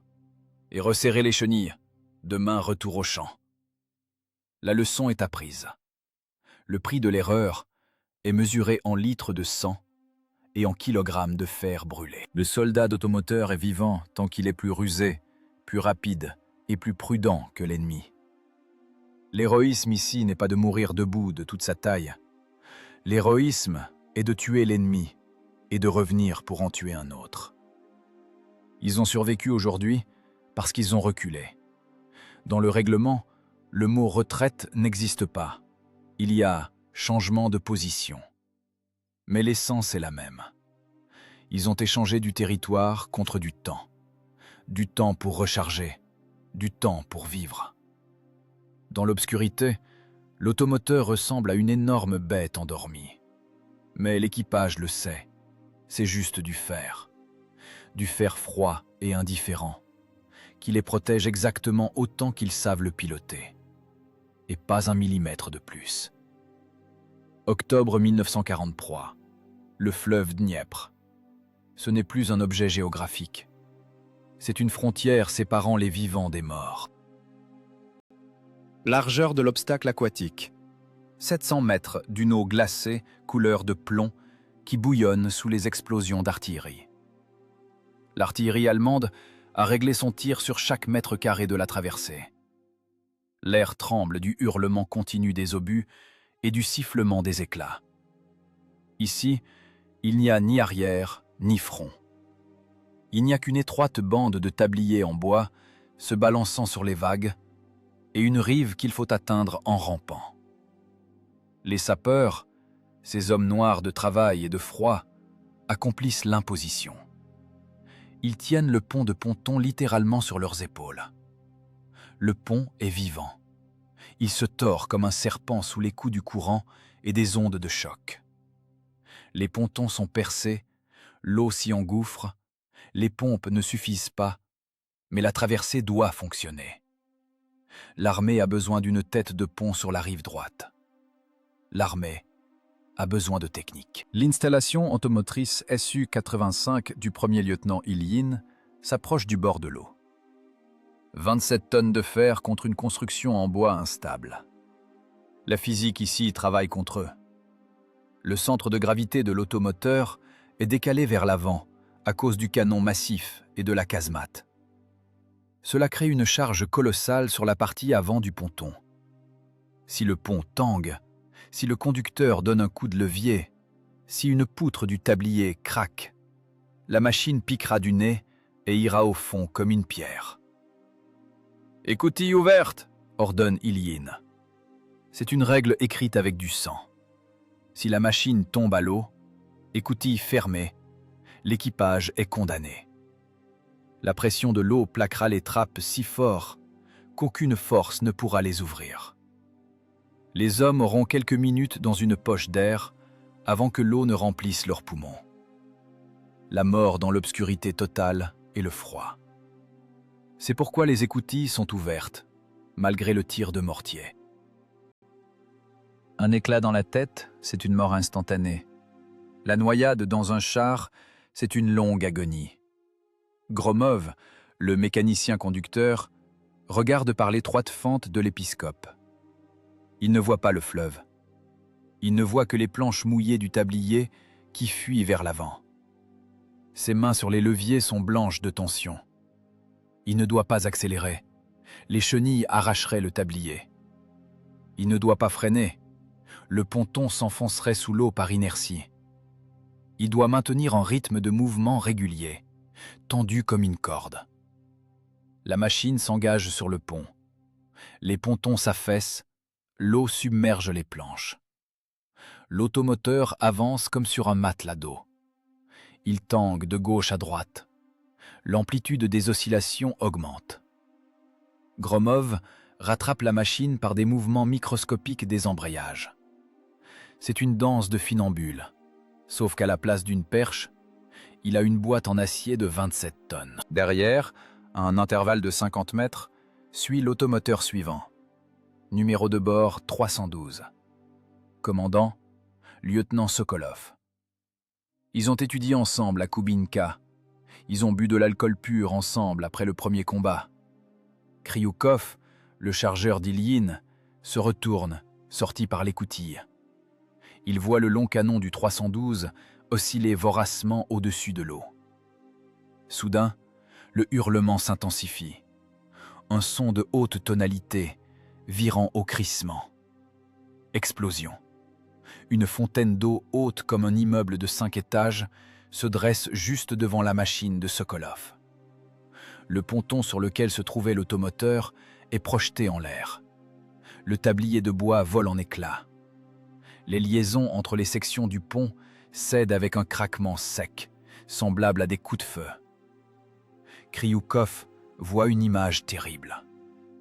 L'automoteur de Sokolov, perdant appui sous ses chenilles, commence à s'incliner lentement, presque gracieusement, vers l'avant. Le lourd canon D5S, cet argument salvateur au combat, devient ici une ancre de mort. Il tire la machine vers le bas. « Arrière !» crie sans bruit Krioukov, bien qu'il sache que personne ne l'entendra. La machine glisse sur les poutres mouillées de la travée détruite. Les chenilles grattent le bois, essayant d'accrocher, faisant jaillir des étincelles inutiles. Le diesel rugit, crachant une fumée noire, mais il n'y a pas d'adhérence. L'automoteur frappe l'eau de son canon. Le tube part dans la profondeur, suivi par la casemate. L'eau glacée d'octobre du Dniepr, s'engouffre dans les écoutilles ouvertes. Dans le casque d'Ilyine retentit un cri. Ce ne sont pas des mots, c'est le hurlement animal d'un homme qui voit l'eau verte envahir le ciel au-dessus de sa tête. Une seconde plus tard, la transmission coupe. Grésillement, statique, silence. À la surface, ne reste qu'une tache d'huile et quelques bulles d'air échappées des poumons de la machine. Et une casquette se balançant sur les vagues. L'équipage de Sokolov n'a pas eu le temps de sauter. L'eau les a plaqués, tourbillonnés, frappés contre le blindage. 4 hommes, 4 spécialistes, 4 univers. Maintenant, ils font partie de la vase du fond du Dniepr. « En avant !» rugit Ilyine. « Gromov, plein gaz. Il ne faut pas s'arrêter. Il ne faut pas regarder en arrière. Le pont est endommagé. Il coule. S'ils s'arrêtent maintenant, ils se coucheront à côté de Sokolov. » Gromov écrase la pédale. Le moteur hurle à la limite. Les chenilles déchirent les restes du tablier. L'automoteur saute de la dernière section de ponton sur la rive sablonneuse. Choc du fond de caisse contre le sol. Claquement de la suspension. Ils sont sur terre. Mais ce n'est pas le salut. C'est une tête de pont. La rive grouille d'infanterie. Les Allemands contre-attaquent, essayant de rejeter le débarquement à la rivière. Les rafales de mitrailleuses fauchent les broussailles.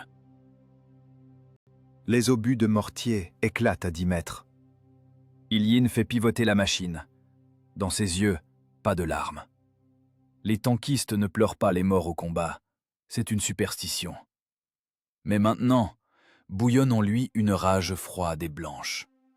Rage contre ce fleuve, contre cette guerre, contre cette impuissance face aux éléments. Ses amis ne sont pas morts d'un obus ennemi. Ils sont morts simplement parce que la technique est plus lourde que l'eau. Cela semble injuste, lâche. Et pour cette lâcheté, quelqu'un doit payer. « Explosif !» commande Ilyine. La voix se brise en un râle. « Repère 3, nid de mitrailleuse !» Krioukov enfonce l'obus dans la culasse avec une telle force qu'on dirait qu'il peut briser le métal. Il imagine qu'il enfonce cet obus non pas dans le canon, mais directement dans la gorge de l'ennemi. Tire. 85 mm de rage percute le bunker allemand sur la pente. Poutres et sacs de sable volent en éclats. Le feu de la mitrailleuse s'étouffe. Suivant! Ce char là-bas, sur la butte, perforant. Il tire souvent, méchamment. Il n'économise pas les munitions. Il se venge. Pour Sokolov, pour l'équipage noyé, pour l'eau glacée dans les poumons. Chaque douille tombant sur le sol de la casemate teinte comme une pièce jetée en paiement d'une dette. À l'intérieur de la machine, il fait de nouveau chaud. Mais maintenant, cette chaleur ne vient pas du soleil. C'est la chaleur du tir intensif. La culasse est incandescente. Les ventilateurs ne suffisent pas contre la fumée de poudre. Mais ils ne remarquent pas le monoxyde. L'adrénaline des survivants brûle les toxines. Ils tiennent ce lopin de terre. Dans leur dos, le pont brisé et le fleuve noir. Nulle part où reculer. On ne pourra réparer la traversée que la nuit. Jusqu'à la nuit, ils doivent tenir seuls contre tout un secteur de défense. Ilyine regarde dans le périscope. Il voit les silhouettes grises des grenadiers allemands courant entre les arbres. Pour lui, maintenant, ce ne sont pas des hommes, ce sont des cibles. Ce sont les causes du fait que ses amis gisent au fond. Plus de mitrailleuses, marmonne Gromov, pivotant la coque pour écraser la tranchée allemande avec les chenilles. On va les écraser. 27 tonnes d'acier repassent la terre.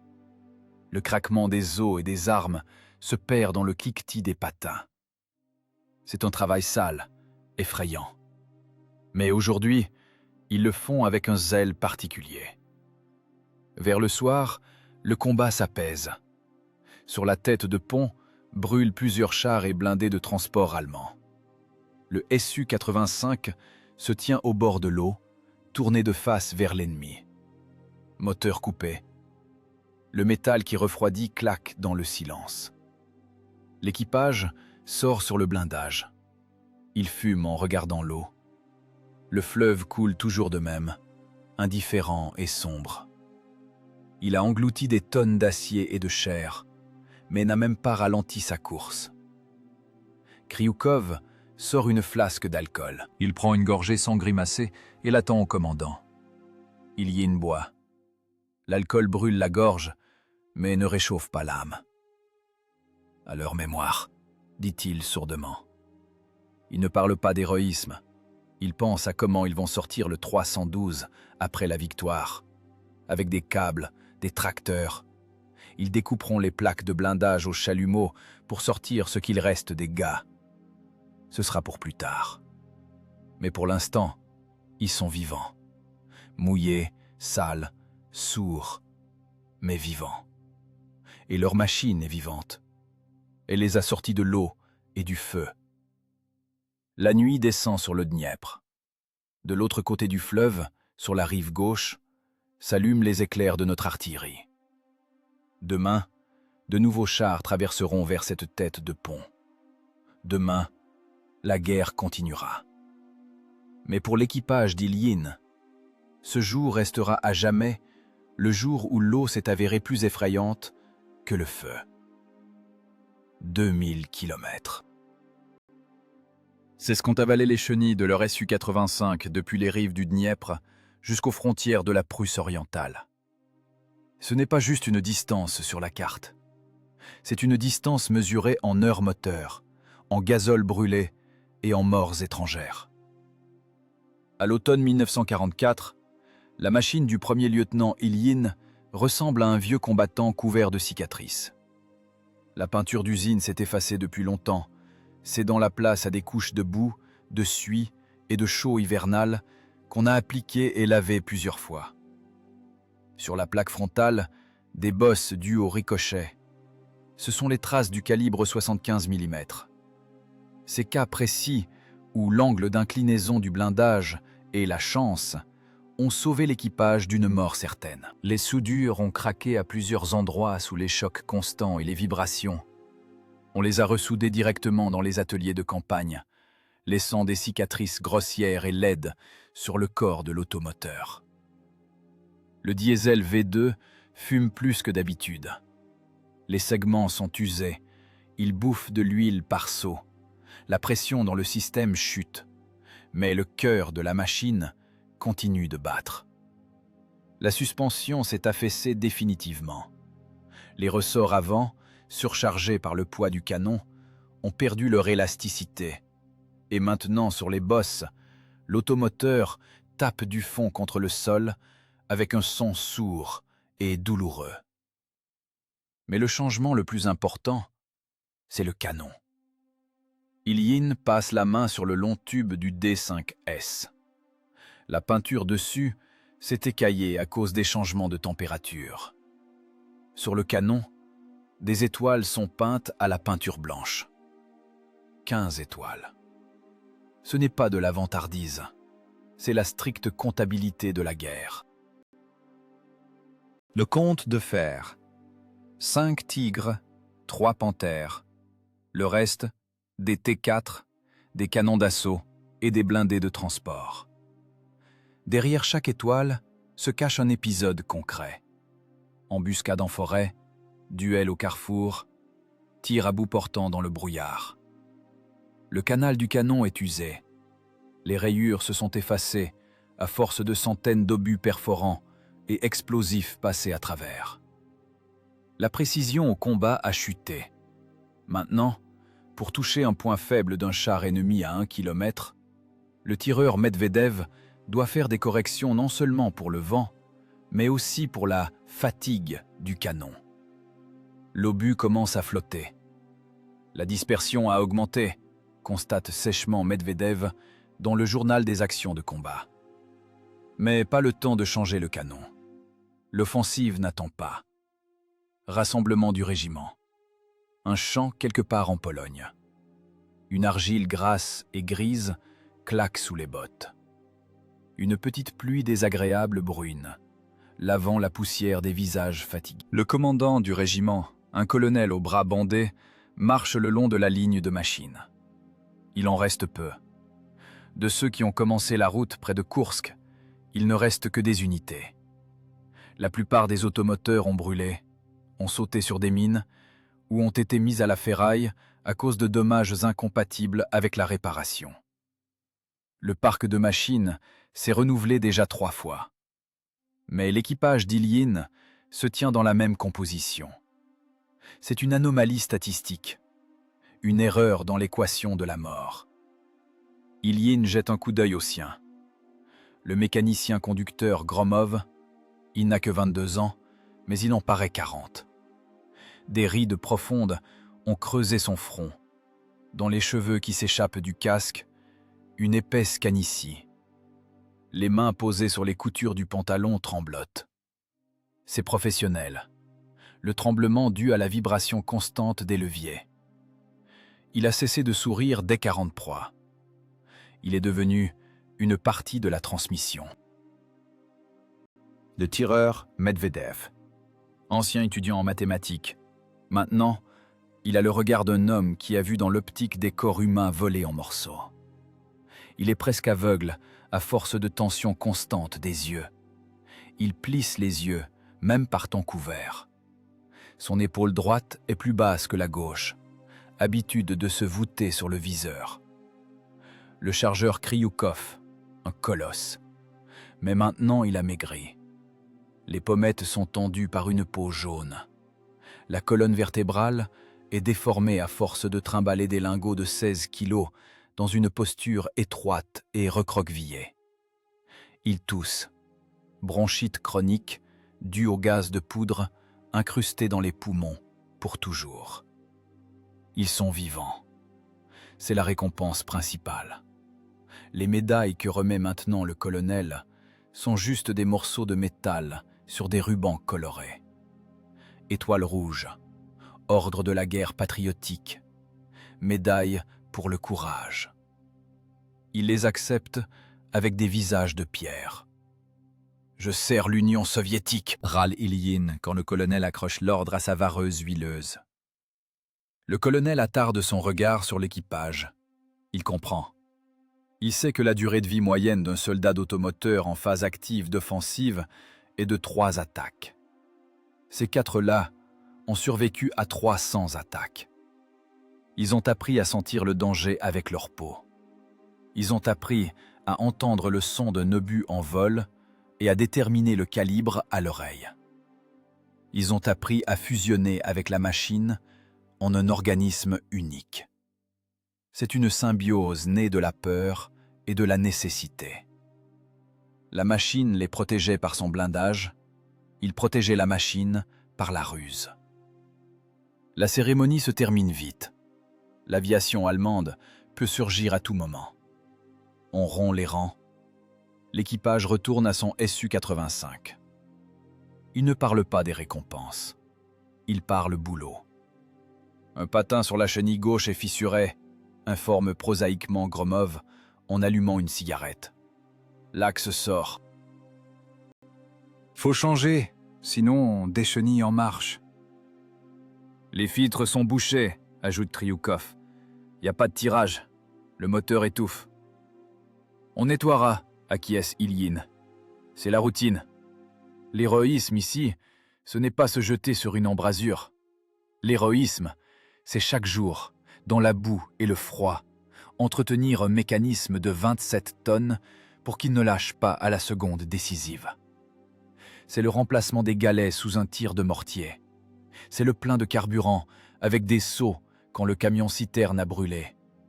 C'est le sommeil par bribes, 2 heures, assis dans un siège inconfortable, blotti contre la culasse chaude.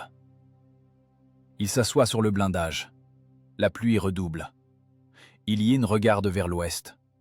Là-bas, derrière l'horizon, la tanière de la bête. Berlin. Encore des centaines de kilomètres.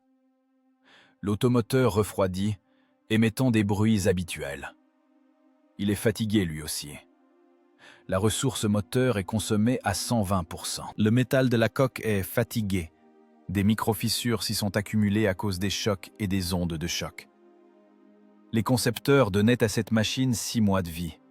Elle combat depuis 2 ans. C'est un modèle de transition, une solution temporaire devenue un argument permanent. De nouvelles machines sont déjà apparues. Les Su-100. Puissantes, avec un blindage épais et un canon de 100 mm. On les appelle la nouvelle génération. Mais on ne réforme pas les vieux Su-85. Il n'y a personne pour les remplacer en telle quantité. Ils tirent le fardeau de la guerre, couvrant les flancs, travaillant comme bunker mobile, comme canon d'assaut, comme réserve anti-char. Bon les gars, Ilyin écrase son mégot sur le blindage. Au boulot, les patins ne vont pas changer tout seuls. Kryukov sort la masse. Gromov va chercher les axes de rechange. Le son des coups de métal contre le métal résonne à nouveau dans le champ. C'est la musique de la guerre. Un travail monotone, lourd, qu'il faut faire tant que les mains tiennent l'outil. Ils ne se sentent pas vainqueurs. Ils se sentent ouvriers sur une chaîne de mort géante. Leur tâche est de broyer la technique ennemie tant que la chaîne ne s'arrête pas. Ilyin sait. La statistique est contre eux. La probabilité de survivre aux 1000 prochains kilomètres tend vers 0. Mais il regarde ces hommes et comprend que la logique ne fonctionne plus ici. Ce n'est pas le blindage qui les tient. C'est un lien invisible, soudé dans la casemate exiguë, dans la fumée et les flammes. « On ira au bout », dit-il doucement à lui-même. « En dépit de tout, on ira au bout. » La machine, comme si elle l'avait entendu, tressaille sous le coup de masse sur le patin. Elle est d'accord. Elle n'a pas le choix. Eux non plus. Devant, c'est le dernier effort, le plus difficile, le plus sanglant. La finale de ce drame de fer. Mai 1945. Berlin. Une rue encombrée de briques cassées et de débris de meubles se noie dans la poussière. Le soleil perce à travers la suspension grise, éclairant le squelette de la ville détruite. L'installation automotrice Su-85 au numéro de bord 58 437 s'arrête près du mur intact d'une maison. Les chenilles crissent sur les pavés, broyant le verre et le plâtre. C'est le dernier son de guerre pour cet équipage. « Coupe !» commande le premier lieutenant Ilyin. Le mécanicien conducteur Gromov retire le pied de la pédale d'accélérateur. Le diesel V2 fait un dernier tour, tousse et se fige. La vibration qui a été la compagne constante de leur vie ces 2 dernières années disparaît. Et le silence survient. Ce n'est pas le silence qu'il y a dans la forêt avant l'aube. C'est un silence absolu, cotonneux, assourdissant. Il n'y a pas de sifflement de mine, pas de hurlement de bombes qui tombent, pas de claquement de culasse. Les oreilles, habituées à un vacarme de 120 décibels, refusent de percevoir ce vide acoustique. Dans la tête, ça continue de tinter, mais dehors, le monde se tait. L'équipage ouvre lentement les écoutilles. Le grincement des charnières semble artificiellement fort. Ilyin sort sur le blindage en premier. Il s'assoit au bord de la casemate, jambes pendantes. La vareuse est imprégnée de sueur et d'huile. Sur le visage, une croûte de suie. Il sort un paquet de cigarettes, mais n'allume pas.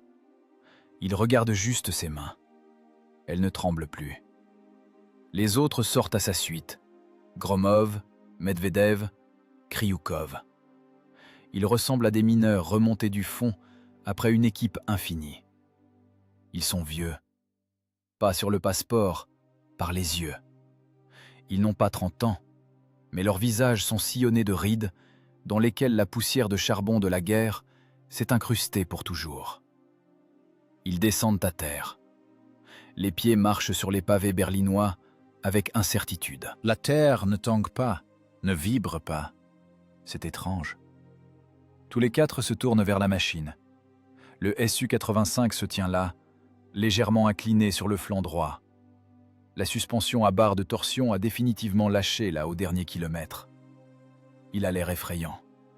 Ce n'est pas le char de parade des affiches, c'est un outil de travail, usé jusqu'à la corde. La plaque frontale est grêlée d'impacts, d'éclats et de balles. À la jonction des plaques de la casemate, on voit une soudure grossière, trace d'une réparation de campagne après un impact d'obus près de Varsovie. La roue folle droite est tordue. Les bandages en caoutchouc des galets ont brûlé et manquent par endroits. Le métal roule directement sur le métal. Le canon D5S, qui regardait jadis fièrement au loin, est maintenant baissé. L'hydraulique du mécanisme de levage fuit, des coulées sombres de liquide gras descendent sur le masque du canon comme des larmes. La peinture sur le canon a blanchi au soleil, et seules 15 étoiles blanches transparaissent à travers la boue. « Elle nous a amenés », prononce doucement Gromov. Il passe la paume sur le garde-boue chauffé. Le métal est chaud, vivant. Il ne regarde pas ce tas de ferraille comme de la technique. Il le regarde comme le 5e membre de l'équipage, qui a donné toutes ses forces pour qu'il se tienne ici, vivant. Cette machine était un compromis. En 1943, les ingénieurs la créaient en urgence, essayant de boucher un trou dans la défense. C'était un modèle de transition, une solution temporaire. On lui prédisait une vie courte jusqu'à l'apparition des chars T-34-85 et des automoteurs Su-100. Elle était exiguë. Dans la casemate, on ne pouvait pas se retourner. La ventilation ne marchait pas et il suffoquait à cause du monoxyde. Le blindage était fin et chaque combat pouvait être le dernier. La visibilité était mauvaise et il roulait souvent à l'aveugle. Mais elle a fait l'essentiel. Elle a gagné du temps. Elle a ôté aux Allemands l'atout du combat à distance. Elle a brisé l'échine des tigres et des panthères au moment où il n'y avait personne d'autre pour le faire. Et pourtant, elle est obsolète, camarade commandant, dit le tireur Medvedev en essuyant ses lunettes avec un morceau de chiffon. Les Su-100 combattent déjà depuis 6 mois, et nous, on est toujours sur cette vieille. Obsolète, acquiesce Ilyine. Mais elle a gagné sa guerre, c'est vrai. Le Su-85 est un forçat de la guerre. Pas un héros de percée, pas une machine de la victoire au sens glamour. C'est un manœuvre qui a porté sur lui la phase la plus difficile de l'affrontement. Il a encaissé le coup pendant que l'industrie se réorganisait pour la nouvelle technique. Kryukov, le chargeur, s'approche du flanc et tape sur le blindage. Le son est sourd, dense. « C'était serré là-dedans, saloperie, dit-il avec un sourire tordu. Je me suis démoli les côtes contre ta culasse, cassé le dos. » Dans sa voix, pas de méchanceté, de la tendresse. C'est comme ça qu'on parle d'une mère sévère qui frappait, mais a sauvé du malheur. Autour commencent à se rassembler d'autres soldats. Infanterie, artilleurs. Quelqu'un joue de l'accordéon. On entend des rires. Le monde revient à la vie. Mais l'équipage du 58 reste encore dans son cercle. Ilyine comprend que le moment des adieux se joue maintenant. Pas seulement avec la machine, avec une époque. Avec cette partie de leur vie où tout était simple et effrayant, amis ou ennemis, vivants ou morts. Demain, cette machine sera probablement réformée. Son moteur a usé 3 vies. Son canon est rincé à 0. Sa coque est fatiguée. Elle ira à la fonte. De son acier, On fera des tracteurs, des charrues, des armatures pour de nouvelles maisons. Elle se dissoudra dans la vie civile, comme du sucre dans l'eau bouillante. Mais maintenant, elle se tient ici, au centre de Berlin vaincu, comme un monument à elle-même. Monument au génie technique d'Astrov, qui en 60 jours a créé l'impossible. Monument au soudeur d'Ural Vagonzavod, qui dormait près des machines. Et monument à tous les équipages qui ont brûlé dans les mêmes boîtes près de Koursk, sur le Dniepr, en Pologne. Il est temps, dit Ilyine. Il fait un pas vers la machine et pose la main sur le masque du canon. Le métal refroidit. Le cœur de la machine s'est arrêté. Merci, chuchote-t-il. Ce n'est pas du pathos, c'est le constat d'un fait. Le marché est conclu. La machine a donné sa vie pour préserver la leur. L'équipage tourne le dos à l'automoteur. Il s'éloigne dans la rue de Berlin. Gromov boite. Medvedev plisse les yeux au soleil. Kryukov déploie ses larges épaules, pour la première fois en 2 ans sans se courber sous le poids du plafond bas de la casemate. Ils vont vers une nouvelle vie. Là où il ne faut pas compter les secondes de rechargement. Là où le silence ne fait pas peur, mais apaise. Et derrière leur dos, près du mur de briques, reste le Su-85. Refroidissant, blessé, mais invaincu. Il a exécuté l'ordre. Il est allé au bout. Dans l'histoire des guerres, resteront des noms retentissants. Tigre, Panthère, T-34. Le Su-85 restera une ligne modeste dans les manuels. Chasseur de chars, type de transition. Mais pour Ilyine et ses gars, ce n'est pas un type. C'est leur destin, coulé dans 27 tonnes d'acier de l'Oural. Et tant qu'ils sont vivants, il est vivant aussi. Le fauve de fer s'est endormi. La chasse est finie.